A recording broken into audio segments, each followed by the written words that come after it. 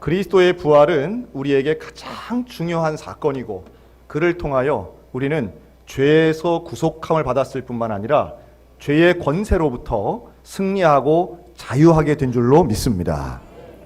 우리에게는 부활의 소식은 정말로 큰 기쁨이고 또 자랑거리이고, 이것은 알려야 할 소식인데요, 당시의 예수님의 제자들은 아직 그걸 느끼지 못하고 있었습니다. 오히려 이들에게는 십자가는 죽음이고 멸망이고 패배였기에 이들은 그 안식일이 지난 첫째 날 저녁에 함께 모여서 문을 다 걸어 잠그고 두려움에 떨고 있었습니다.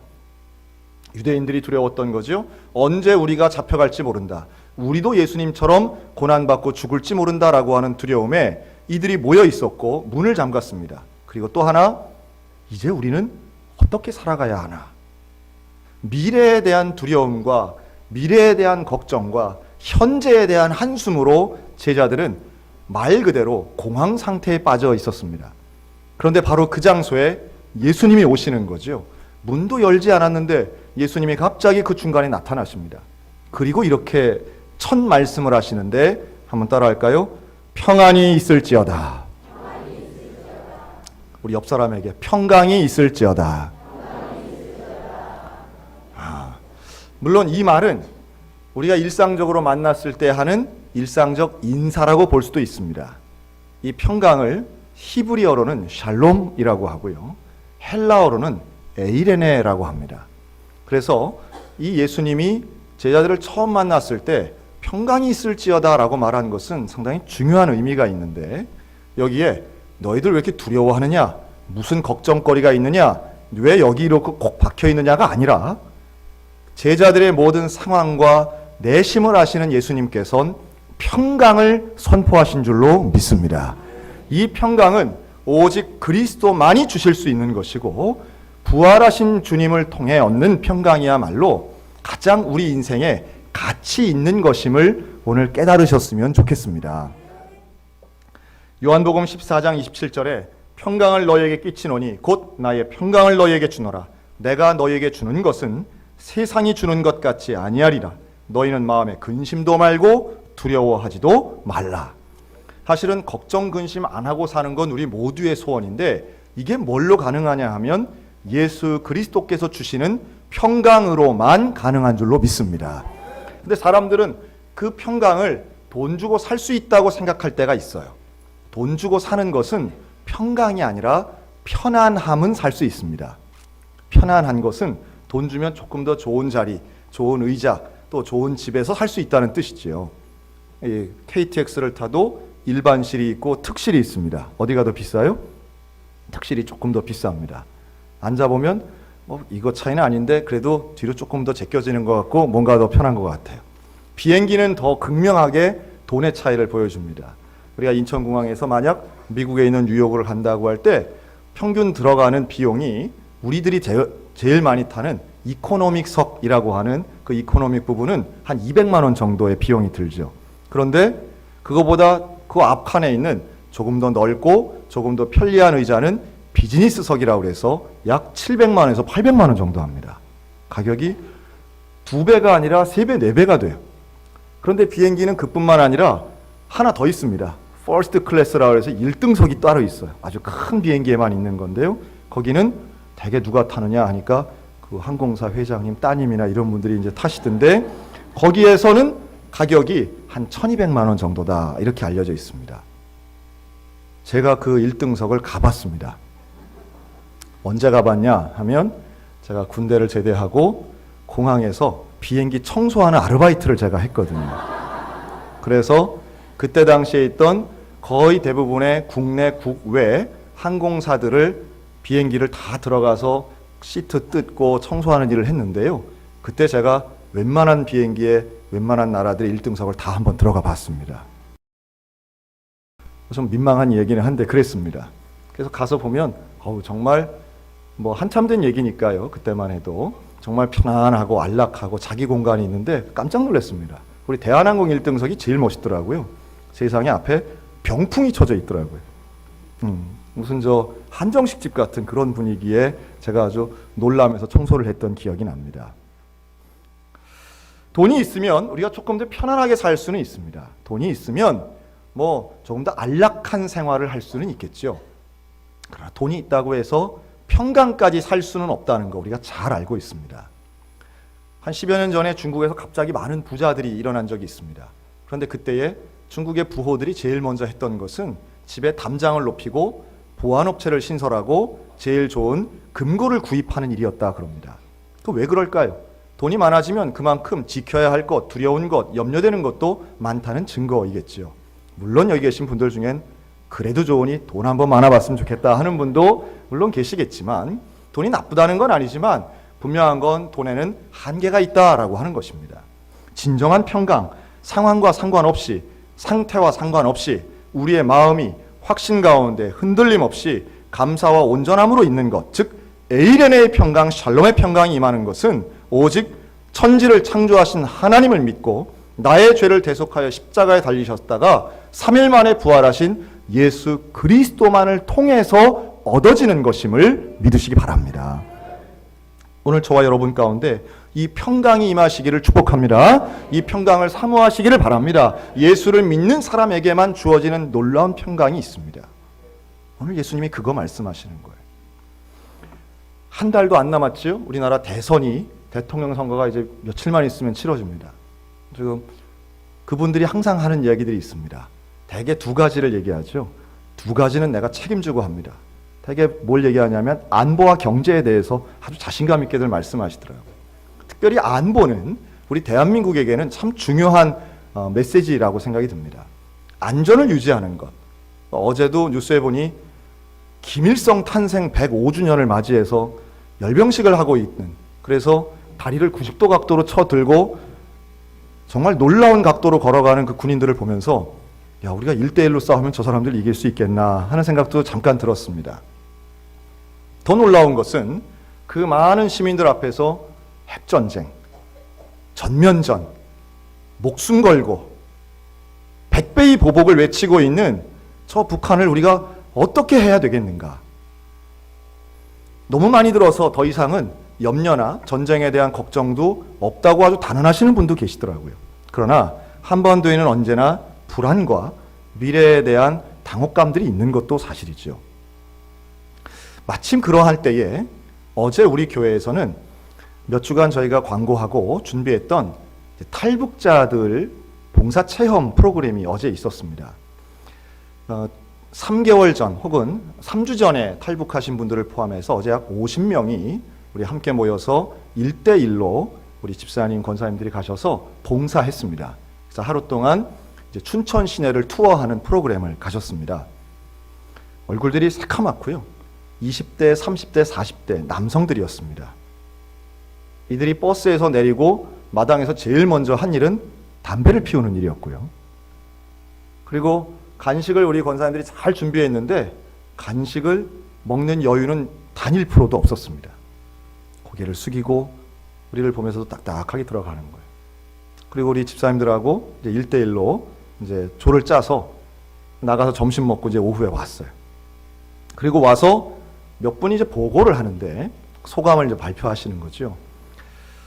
그 중에 한 분, 이분은 어디서 왔느냐 하면 량강도에서 오신 분입니다.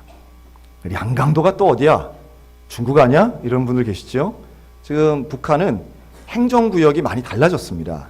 우리가 아는 함경도, 평안도, 황해도만 있는 것이 아니라 중간에 많이 새로운 지역들을 많이 만들었습니다. 그 중에 하나가 이 량강도인데요. 량강도는 함경북도와 함경남도 중간쯤에 만들어진 1개의 시와 11개 군으로 이루어진 도입니다. 저도 나름 공부했습니다. 그래서 그 량강도에 있는 유일한 시인 해산시에서 온 이 청년인데요. 이분이 이런 얘기를 하더라고요. 남한에 와서 오늘 저는 올해 들어 처음으로 웃어봤습니다. 이런 얘기를 하더라고요. 북한에서는 웬만한 큰 일이 없으면 사람들이 잘 안 웃습니다. 그래요. 그래서 제가 갸웃했습니다. 왜냐하면 여러분 보실 때 어때요? 우리 잘 웃어요? 잘 안 웃어요? 우리들? 좀 웃어보세요. 우리.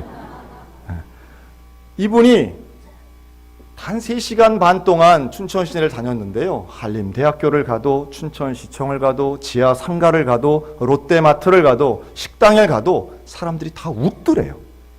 하여튼 이분 눈엔 그렇게 보인 거예요. 우리들 눈엔 다 무표정하게 그냥 지나가고 어디 화났나 하는 얼굴로 그렇게 다 보지만 이분 눈에는 다 웃고 즐겁고 행복한 사람들로 보이더라는 거예요. 그러면서 처음으로 자유를 느껴봤습니다. 물론 우리들 들으라고 좋은 소리 하실 수도 있겠지만 그 내용에 북한을 탈출하는데 3개국을 거쳐서 꽃제비 생활을 하고 온갖 죽을 고비를 넘겨서 오신 분의 이야기, 참 마음에 와닿더라고요. 그러면서 뭐라 그러냐면 물어봤어요. 점심엔 뭘 드셨어요? 그랬더니 저 장로님하고 가가지고 막걸리하고 국수를 먹었다는 거예요. 막걸리 먹었답니다. 그래서 다들 깜짝 놀라가지고 막걸리를 먹어요? 나중에 알고 보니까 이 막국수 먹은 것을 본인은 이게 막걸리 국수라고 이제 생각을 했던 거예요. 어쨌든 음식도 참 좋았고, 그리고 자기는 지금 희망 가운데 살고 있습니다. 이래요. 그래서 우리가 좀 걱정이 되죠. 왜냐하면 생각하는 것만큼 나만의 체제가 그렇게 만만하진 않습니다. 우리 다 알잖아요. 탈북하신 분들이 지금 한 달에 110명씩 탈북을 하시고 이미 탈북자가 3만 명이 넘는 시대가 되었는데요. 그런데 그분들이 지금 다 이곳에서 온전하게 편안하게 건전하게 잘 살고 있느냐 하면 그렇지 않다는 걸 우리가 잘 알고 있는 거죠. 그럼에도 불구하고 저에게 든 생각은, 우리나라에서는 나의 조국, 나의 대한민국을 헬조선이라고 하는 사람도 있는데 이분은 여러분 지옥이라면 여기 왔겠습니까? 그렇게 생각 안 하는 거예요.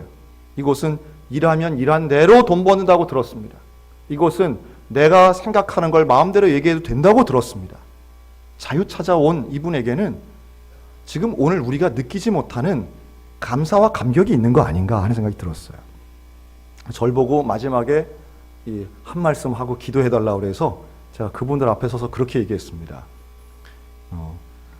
67년 전에 탈북하신 저희 아버지와 68년 전에 탈북하신 우리 장모님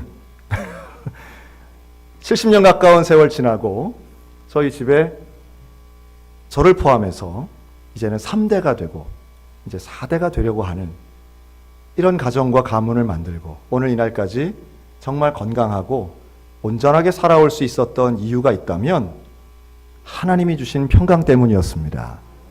여러분들이 이제 앞으로 전국에 퍼져서 어디서든 사실 텐데 지금 느끼는 자유가 혹시 오래가지 못한다 할지라도 꼭 그곳에서 교회 나가시고 예수 그리스도를 만나셔서 참된 평강과 구원의 감격을 누리시면 좋겠습니다. 그게 우리 인생의 진짜 구원입니다. 이렇게 얘기를 했거든요. 그랬더니 가시면서 다들 몇 분이 저한테 교회 꼭 다니겠습니다. 꼭 가겠습니다. 하고 갔는데 기도가 절로 나오더라고요. 여러분, 우리가 예수 믿는다는 거, 우리가 민주주의에 산다는 거, 이거 100번 양보해도 너무너무 감사한 일입니다. 우리는 무슨 복이 있어서 여기서 매일마다 막국수도 먹을 수 있고, 무슨 복이 있어서 여기서 겨울에는 시원한 에어컨, 겨울엔 시원한 에어컨이래. 겨울에는 따뜻한 온풍기, 여름엔 에어컨 쐬면서 살고 있냐 말이에요. 참 우리가 잊고 살면 안 되는 감사가 분명히 있습니다. 그리고 그러한 감사는 결국은 예수 그리스도를 온전히 믿는 믿음 가운데에서만 온전한 평강을 누리는 복으로 연결되는 줄로 믿습니다. 이것을 너희에게 이름은 너희로 내 안에 평강을 누리게 함이라. 세상에서는 너희가 환난을 당하나 담대하라. 내가 세상을 이기었노라. 여러분, 예수님이 우리에게 하시는 말씀은 이 평강이 있으면 환난을 이긴다고 약속하신 줄로 믿습니다. 환난이 많아요. 분명히 부조리한 것도 많고 억울한 것도 많고 속상한 것도 많지요. 그러나 평강을 누리며 사는 사람들은 예수 그리스도의 부활을 믿는 사람들인 줄로 믿습니다. 이 제자들이 문 꼭꼭 걸어 잠그고 두려워하고 한숨 짓고 있다가 예수를 만나고 문을 열고 나간 줄로 믿습니다. 우리가 예수 그리스도의 평강은 나의 삶을 바꾸는 거예요. 환난을 이길 수 있는 것이고 인생 가운데 능력 가지고 살 수 있도록 만드는 그 놀라운 평강은 육체의 편안함이나 잠깐 경험하는 기쁨을 넘어서는 온전함이고 완전함이고 그것은 죽음의 권세를 이기신 예수 그리스도를 통한 평강임을 믿으시기 바랍니다. 이게 바로 에이레네의 평강입니다. 그리고 두 번째로 제자들에게 하신 예수님 말씀은 이겁니다. 한번 따라 하실까요? 성령을 받으라. 숨을 내쉬며 하신 말씀은 성령을 받으라고 하신 말씀이에요. 이들에게 너희는 아버지께서 나를 보내신 것 같이 나도 너희를 보낸다. 파송을 선포하시면서 숨을 내쉬고 성령 받으라고 말씀하십니다. 여러분, 성령 받는 사람, 성령 받은 사람, 성령을 사모하는 사람, 성령 충만을 유지하는 사람에게 놀라운 권세와 능력이 있게 될 줄로 믿습니다. 이게 주님이 우리에게 주신 약속이에요. 우리가 지난 한 주간 특별 새벽 기도회를 했습니다. 새벽마다 우리 십자가의 길에 대해서 함께 나눴습니다. 십자가의 길은 고난의 길입니다. 예수님이 가신 그 고난과 억울함과 속상함과 고난당하시는 그 길을 우리도 가자고 함께 새벽마다 결의했습니다. 여러분, 기도 외에는 응답받을 길이 없는데 고난 가고 십자가를 선택하며 기도하는 저와 여러분들에게 우리 주님이 평강과 성령으로 응답하실 줄로 믿습니다. 이건 대단한 기적이에요. 성령으로 응답받으면 우리의 마음이 세상이 줄 수 없는 평강으로 가득하다니까요. 그게 응답입니다. 하나님이 내게는 왜 말씀하지 않아요? 하나님의 음성 듣는 게 뭔지 모르겠어요 라고 하시는 분에게 제가 해드릴 수 있는 말은 오직 하나예요. 여러분, 이 예배당에 와서 예배드리며 우리의 마음이, 심령이 온전한 평강을 누리시기를 바랍니다. 그 평강을 누리는 것, 간절히 기도하고 문제가 그대로 있는데 간절히 기도하면 기도할수록 우리의 마음이 오히려 더 불안해지는 것이 아니라 평강하게 되는 것이 사실은 성령을 받은 사람들이 경험하는 응답이라고 하는 거예요. 세상을 보지 않습니다. 우리는 오직 주님만을 바라보는 것입니다. 기도 외에는 없다고 믿고 담대함으로 나아가는 사랑하는 주의 자녀들에게 우리 주님은 성령을 주실 줄로 믿습니다. 오늘 우리는 또 하나의 기적을 봅니다. 다른 기적이 아니라 바로 세례 받으시는 분들이에요. 여러분, 세례는 누가 받아요? 우리 2주 전에 설교하면서 제가 그랬습니다. 세례는 공로로 받는 게 아닙니다. 세례는 뭘 이루어서 받는 게 아니라 믿음의 고백으로 받는 게 세례라고 말씀을 드렸는데요. 놀라운 건 그 설교 때문에 제가 세례 받겠습니다 하신 분도 오늘 한 분 여기 섞여 계세요. 참 감사하더라고요. 교회에서, 기독교에서 가장 큰 기적은 뭘까라고 생각을 하면 다른 것이 아니라 병자가 낫고 바다가 갈라지고 오병이어가 나오고 그런 기적보다 더 위대한 기적은요, 예수 그리스도의 십자가가 믿어지는 것입니다. 예수 그리스도의 부활이 믿어지는 것, 이것이 가장 큰 기적인 것을 믿으셨으면 좋겠어요. 이게 믿어져야 평강도 성령 충만도 오게 되는 것입니다. 그런데 다른 거는 다 인정하면서 하나님이 내게 복도 주시고 하나님이 우리 자녀도 건강하게 해주시는데 이 십자가 복음이 믿어지지 않는다면 이게 제일 불행한 신자의 삶이에요. 이 그리스도의 보혈, 그리스도의 부활, 그리스도의 고난이 우리 일생 가운데 온전히 믿어짐으로 우리 평생을 주님과 함께하는 평강의 성도들 다 되시기를 주님의 이름으로 축원합니다.